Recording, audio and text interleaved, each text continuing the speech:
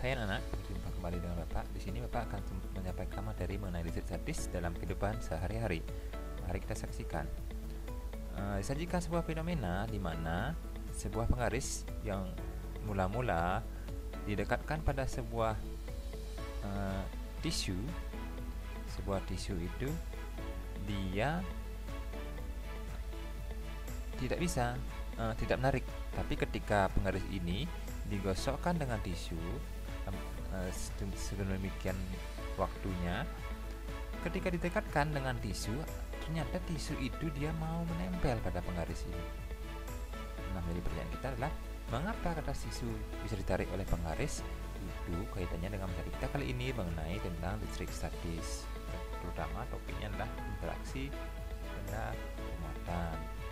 Nah, dengan indikator yang kita pelajari mengemukakan contoh gejala kelistrikan, menjelaskan jenis muatan listrik, menyelidiki interaksi dua muatan listrik, menjelaskan fungsi elektroskop, lalu juga melaksanakan pengamatan tentang gejala listrik statis.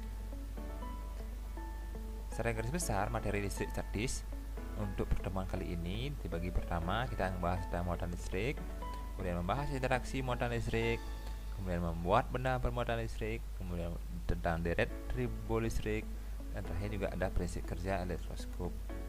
Pertama-tama kita harus mengenal atom. Apa itu atom? Atom merupakan bagian terkecil dari materi yang terdiri atas proton, elektron, dan neutron. Kurang lebih gambar seperti ini. Inti atom yang disebut dengan nukleus itu terdiri dari proton dan neutron, di mana proton ini dia bermuatan positif, sedangkan neutron dia tidak bermuatan. Sedangkan elektron ini yang mengelilingi inti dia bermuatan negatif. Nah, gejala yang muncul akibat perbedaan muatan pada suatu benda dinamakan listrik statis. Artinya kemungkinan mungkin elektronnya lebih banyak atau protonnya lebih banyak, itulah fenomena yang disebut dengan listrik statis. Lalu kapan benda dikatakan bermuatan listrik?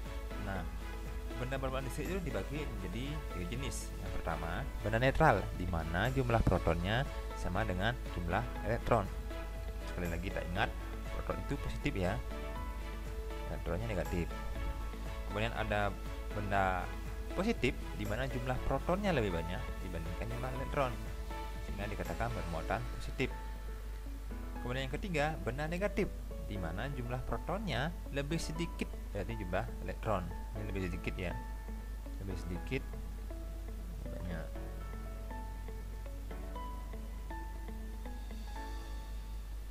Nah, jika benda netral dikatakan tidak bermuatan, jumlah elektronnya akan sama dengan jumlah proton. Di sini elektronnya ada 2, elektron 2, protonnya juga 2, disebut netral. Di sini elektronnya 1, protonnya ada 2, sehingga protonnya lebih banyak, maka disebut bermuatan positif. Sedangkan yang kasus ketiga, elektronnya ada 3, protonnya ada 2, sehingga elektronnya lebih banyak atau protonnya lebih sedikit, sehingga dikatakan bermuatan negatif.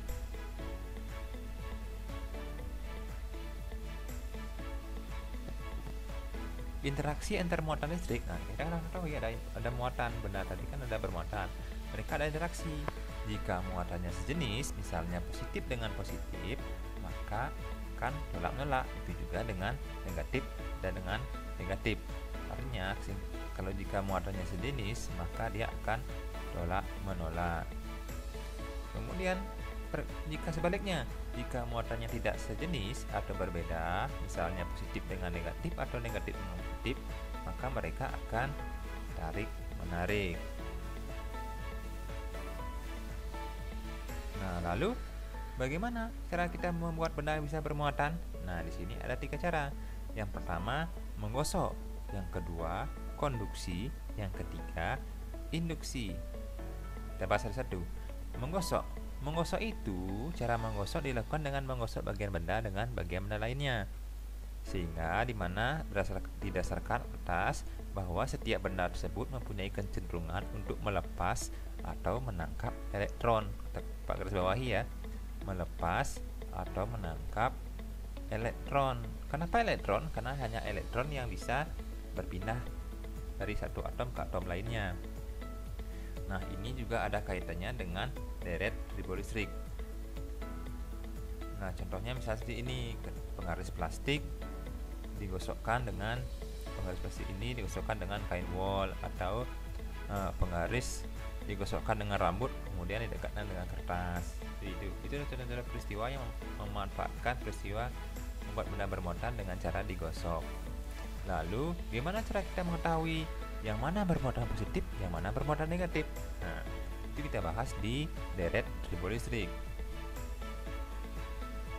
Nah, Bapak berikan 16 nama deret benda yang paling sering. Nanti bisa kalian juga cari lagi di internet. Nah, clue-nya adalah benda akan bermuatan negatif bila digosok dengan sembarang benda di atasnya. Ini ya, ini paling atas, 1 paling atas, 16 paling bawah. Sehingga benda akan bermuatan negatif jika digosok dengan sembarang benda di atasnya, dan bermuatan positif jika digosok dengan sembarang benda di bawahnya. Misal, kita ambil contoh, kita hendak menggosok kaca dengan sutra. Menurut teori, kita ambil sudut pandang kaca, benda akan bermuatan negatif jika digosok dengan benda di atasnya. Kaca ini dia digosok dengan benda di bawahnya. Berarti kita pakai yang ini, benda akan bermuatan positif jika digosok di bawahnya. Sehingga dari kaca ini berlaku dia positif. Sutra itu digosokkan dengan benda di atasnya, sehingga ini berlaku dia menjadi negatif. Contoh lain, misal kita hendak menggosok balon dari karet ya, balon dengan kain wol. Tips cobaan kita, karet dengan wol, siapa yang lebih di atas? Yang di atas itu, kalau dari segi wol itu digosok dengan benda di bawahnya. Ini deret di bawahnya, wol itu digosok dengan benda di bawahnya.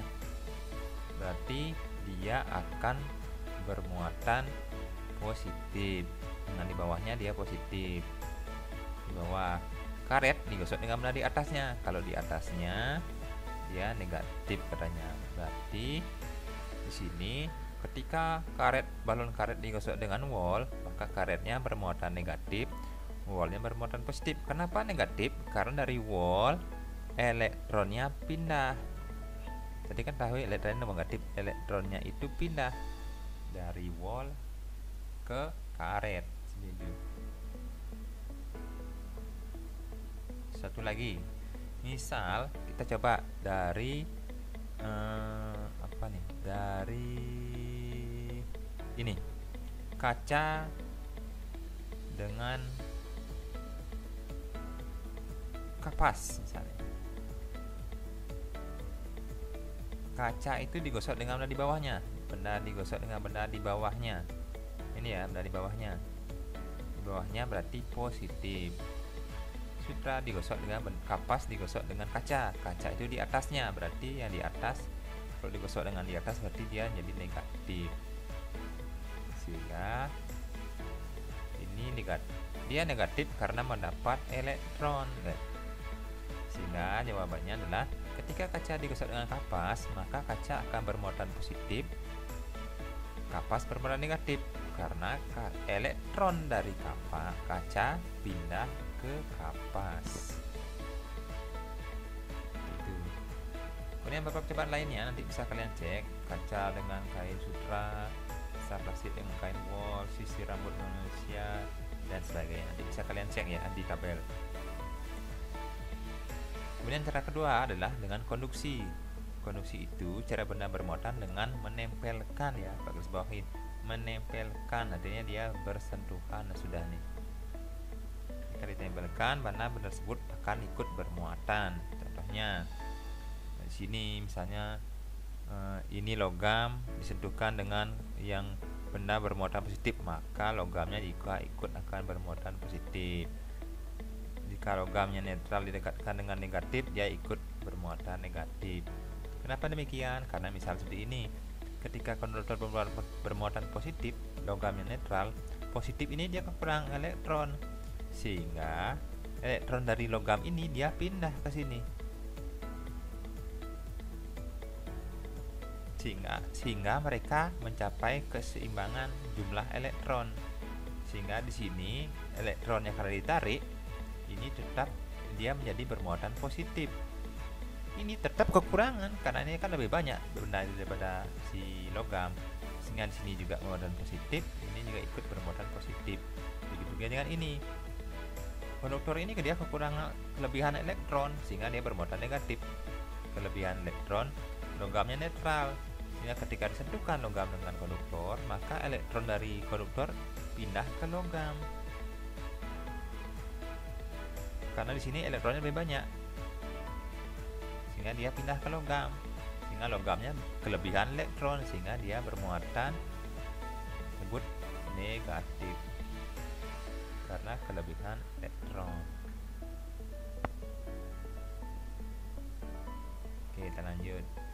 Sedangkan induksi itu cara pembuatan benda bermuatan dengan cara mendekatkan benda tersebut dengan benda lainnya yang bermuatan juga. Contoh, ada benda bermuatan positif, kita ketahui kalau dia tandanya berbeda, tarik menarik, kalau sama tolak menolak. Ini benda netral, kita perhatikan jumlahnya sama nih, elektron dan protonnya, sehingga ketika didekatkan, yang elektron cenderung tertarik ke positifnya, sedangkan yang positif ditolak.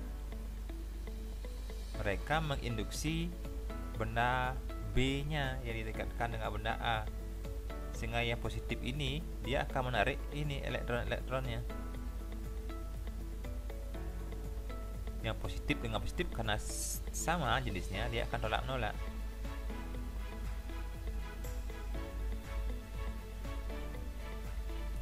Nah, sehingga lama kelamaan ketika sudah terpolarisasi seperti ini, terpisah, ini kadang-kadang sama saking kuatnya benda positif ini, elektron dari sini ini pindah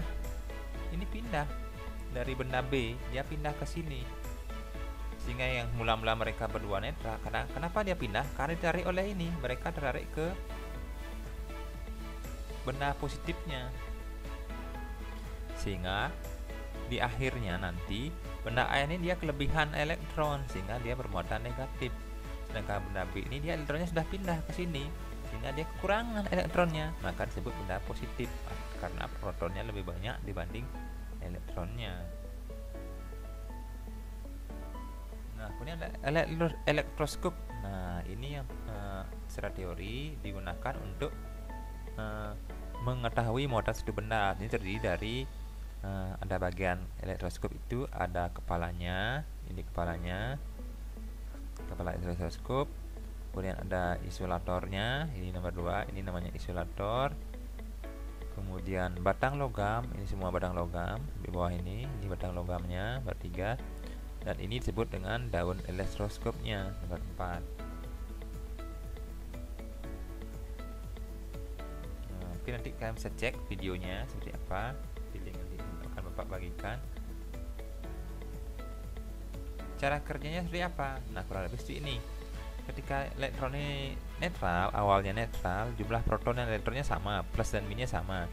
Ketika didekatkan dengan yang negatif, otomatis teorinya adalah negatif akan menarik positif dan menolak negatif.